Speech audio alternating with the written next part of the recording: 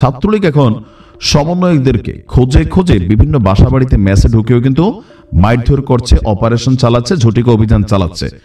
এই যখন পরিস্থিতি, এই ফেব্রুয়ারি মাস জুড়ে আওয়ামী লীগের বিশাল এক কর্মসূচি পালনের জন্য ঘোষণা আসছে, ইতিমধ্যে আপনারা জানেন। তো এর মাঝখানে আদালত প্রাঙ্গণে কখনো কান্না করতেন, কখনো ক্ষমা চাইতেন। শেখ হাসিনার নির্দেশে সবকিছু হয়েছে, মানে শেখ হাসিনাকে সহ যিনি ফাঁসিয়ে দিয়েছেন, আমাদের ওয়ান অ্যান্ড অনলি এই 24-এর জুলাই অভ্যুত্থানে সবচেয়ে বেশি আলোচিত হয়েছিলেন যিনি, জুনায়েদ আহমেদ পলক ভাই। হঠাৎ করে বাঘের মতো একটা গর্জন দিয়ে বসছেন। জাস্ট আমার মনে হয় যে গত মাসখানেক আগেও ওনার এরকম জোর করে হাত ধরা একটা ছবি, কান্নার ছবি, তারপর ভালো নাই রে ভাই ভালো নাই। তো সেই জুনায়েদ আহমেদ পলকের ভিতরে হঠাৎ করেই বাঘের মতন একটা শক্তি সঞ্চয় হয়েছে, যেটা শুধু পলক ভাইয়ের মধ্যে না, অনেকের মধ্যে আওয়ামী লীগের নেতাকর্মীরা আস্তে আস্তে কিন্তু এই শক্তিটা সঞ্চয় করছে। এন্ড এটা হয়েছে কেন? এই সরকারের প্রশাসনিক ব্যর্থতার কারণেই। তো আজকে ঢাকার মেট্রোপলিটন ম্যাজিস্ট্রেট আদালতে একটা মামলার জন্য তাকে আনা হয়েছিল হাজিরা দেওয়ার জন্য। তো তিনি সেইখানে আইসা ক্যামেরা দেখে বলছেন একদম বলিষ্ঠ কণ্ঠে যে চুপ থাকার সময় শেষ, রুখে দাঁড়াও বাংলাদেশ। আপনি ডায়লগটা বুঝছেন? তো তিনি বলছেন যে এখন আর চুপ করে থাকা যাবে না, এই সরকারের বিরুদ্ধে এবার বাংলাদেশকে রুখে দাঁড়াতে হবে। রাজধানীর বাড্ডা থানার অটোরিকশা চালক হাফিজুল শিকদার হত্যা মামলার 2 দিনের রিমান্ড মঞ্জুর করেছে আদালত। এরকম মামলা অ্যাভেলেবেল আমাদের রাজনৈতিক নেতারা যারা আছে তারা খায়। তো এই মামলায় রিমান্ড শুনানি শেষে আদালত থেকে তিনি যখন মানে কি বলা হয় যে কারাগারে ফিরছিলেন, তো সাংবাদিকরা স্বাভাবিকভাবে তার পিছনে পিছনে যাচ্ছিল। তো হাজতখানা নেওয়ার সময় তিনি বলছেন আপনার এই বক্তব্য যে চুপ থাকার সময় শেষ, রুখে দাঁড়াও বাংলাদেশ। আদালত সূত্র বলছে যে পলককে গাজীপুরের কাশিমপুর কারাগার থেকে আদালতে হাজির করা হয়।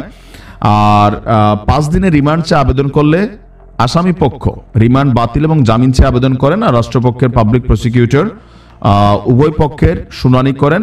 তো শুনানি শেষে রিমান্ডের আদেশ হয়েছে, আর এই ঘটনায় তাকে আবারও হয়তো রিমান্ড ফেস করতে হবে। কিন্তু প্রশ্নটা হচ্ছে ওই জায়গায় না, গত 1 সপ্তাহ যাবত আওয়ামী লীগের বিভিন্ন নেতাকর্মীরা, আজকেও দেখছি 10 জন গ্রেপ্তার হয়েছে, কোথাও 1 জন গ্রেপ্তার হয়েছে, কোথাও আবার জনতারাতে ধোলাই খাচ্ছে, কোথাও আবার পাল্টাপাল্টি তারা ধোলাইও দিচ্ছে, শিবিরের উপর হামলা করছে, বিভিন্ন জায়গায় আপনার এই ধরনের ঘটনাগুলো ঘটছে। 6 মাসের মধ্যে আওয়ামী লীগ মোটামুটি লেভেল একটা শক্তি সঞ্চয় করছে। এটা কেন করছে? কারণ মাঠ কন্ট্রোল নাই। আর আমরা যদি দেখি বর্তমানে পুলিশ যতটা ফাংশন করার কথা ততটা তারা করতে পারছে না। তাদের দোষ দিয়েও লাভ নাই, কেননা এখন পুলিশ যদি ধরেন আমরা যেভাবে পুলিশ দেখে অভ্যস্ত, এখন যার যা মন খুশি, যার যেমন খুশি তেমনই আন্দোলন হচ্ছে। এখন পুলিশ যদি কোথাও বাধা দিচ্ছে, পুলিশের ট্যাগ লাগাই দেওয়া হচ্ছে, পুলিশের উপর হাত তোলা হচ্ছে।